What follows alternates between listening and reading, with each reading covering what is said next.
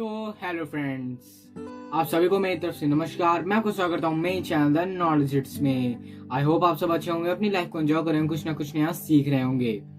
तो फ्रेंड्स, मैंने एक सीरीज स्टार्ट करने की कोशिश की है जिसमें मैं आपको हमारे इंडिपेंडेंस डे तक कई फ्रीडम फाइटर्स की स्टोरी और उनकी लाइफ के बारे में आपको बताऊंगा, जिससे आपको मोटिवेशन मिलेगा और कुछ अच्छा करने के लिए पावर मिलेगी। तो आज सबसे पहले मैं बात करने वाला हूँ सुभाष चंद्र बोस जी के बारे में। अगर आज़ादी की बात हो रही है तो इनकी बात होना बहुत ज़रूरी है। आज मैं इनकी डेथ मिस्ट्री पे बात करूंगा और साथ में इनने हमारे देश के लिए क्या क्या किया उस पर ही बात करूंगा।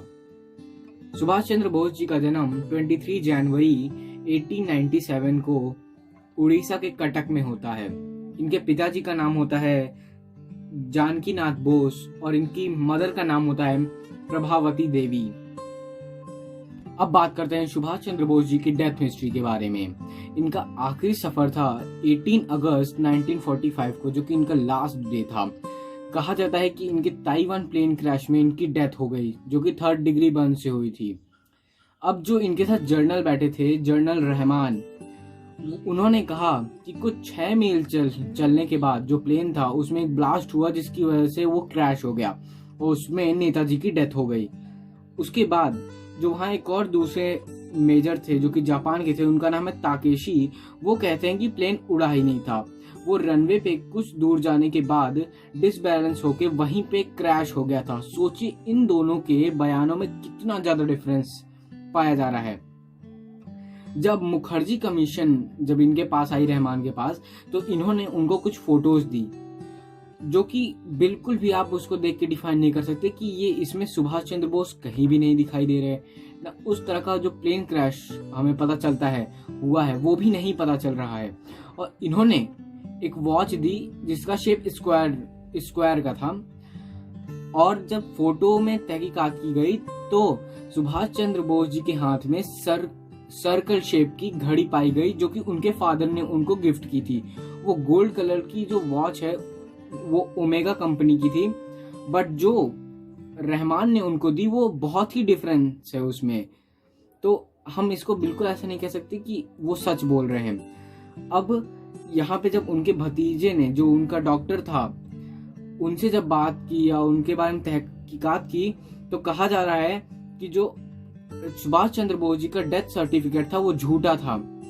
वो किसी जापानीज का डेथ सर्टिफिकेट था, जो कि बाद में जिसको झूठा बनाया गया, जिसको सुभाष चंद्र बोस जी के नाम पे बनाया गया, बल्कि ये किसी जापानीज का डेथ सर्टिफिकेट था। सोचिए यहाँ पे कितना बड़ा राज खुल रहा है। अब मैं बात करता हूँ गुमनामी बाबा की। गुमनामी बाबा इसलिए इतने फेमस थे क्योंकि उनकी कदकाठी और कुछ चीजें सुभाष चंद्र बोस जी से बहुत ज्यादा मेल खाती थी।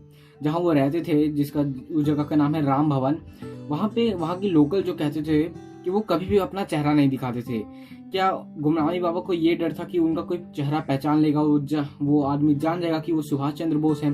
क्यों गुमनामी बाबा अपना कभी भी चेहरा नहीं दिखाते थे और क्यों कभी भी वो कहीं भी बाहर नहीं निकलते थे? और जब सुप्रीम कोर्ट ने ऑर्डर दिया कि इनके जितने भी बक्से हैं उसे खोले जाएं, इनके पास करीबन 26 से भी शायद ज्यादा बक्से थे या तो उससे कम होंगे। जब उन्हें खोला गया तो उसमें से जर्मनी की दूरबीन और कई लेटर्स और भी कुछ चीजें, और जैसे कि वो जापान की कटलरी, ऐसी कुछ चीजें मिली जो कि बहुत ही डायरेक्टली बहुत ज्यादा कनेक्ट करती हैं सुभाष चंद्र बोस से। क्यों? क्योंकि एक बाबा, वो भी उस समय का, बिल्कुल भी पॉसिबल नहीं कि वो जर्मनी और जापान तक ट्रेवल कर सके। और हम अगर हिस्ट्री पढ़ेंगे तो जो सुभाष चंद्र बोस जी थे उन्होंने हिटलर को इन्फ्लुएंस किया था, और हिटलर कहाँ था? जर्मनी में। और यहाँ तक उन्होंने वो जापान भी गए थे और जापान से भी उन्होंने हिंदुस्तान के बहुत ही अच्छे रिलेशन बनाए थे, जिससे उन्होंने आजाद हिंद फौज को तैयार किया। अगर आप लोगों ने हिस्ट्री पढ़ी तो आपको ये सब बहुत अच्छे से पता होगा। तो कहीं से पॉसिबल नहीं कि एक बाबा इतना कुछ अपने साथ ले सके, वो भी किसी और कंट्री से। और कहा जाता है कि सुभाष चंद्र बोस रशिया की सीक्रेट एजेंसी में ज्वाइन हो गए। अब इससे मैं रिलेटेड एक चीज बताता हूँ कि जो हमारे सेकेंड प्राइम मिनिस्टर थे लाल बहादुर शास्त्री जी, जब वो ताशकंद समझौते पे रशिया गए, जब वो पाकिस्तान और इंडिया का जब समझौता हो रहा था, जब वो पाकिस्तान गए, तो एक वीडियो में आपको साफ साफ एक सुभाष चंद्र बोस जी जैसा एकदम सिमिलर चेहरा दिखाई दे रहा होगा।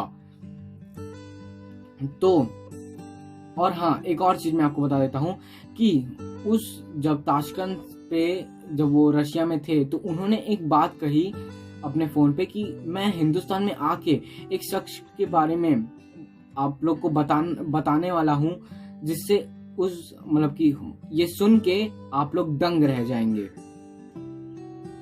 बट शास्त्री जी की डेथ के बाद ये पूरी तरीके से मिस्ट्री हो गया कि वो जिस व्यक्ति के बारे में बताने वाले थे, जिससे कि पूरा देश खुश हो जाता, वो चौंक जाता, तो व्यक्ति कौन था, वो किसके बारे में बताने वाले थे। और मैं आपको बता दूं, लाल बहादुर शास्त्री एक बहुत ही ग्रेट प्राइम मिनिस्टर थे। भले कदकाठी छोटी थी पर जिगरा बहुत बड़ा था उनके अंदर।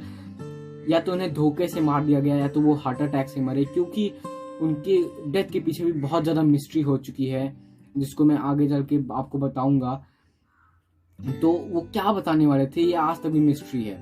अगर आपको ये वीडियो अच्छी लगी तो इसे लाइक करिएगा, अच्छी नहीं लगी तो डिसलाइक करिएगा, और इस वीडियो को चाहें तो आप शेयर भी कर सकते हैं। और अब मिलेंगे अगली वीडियो में, तब तक के लिए जय हिंद।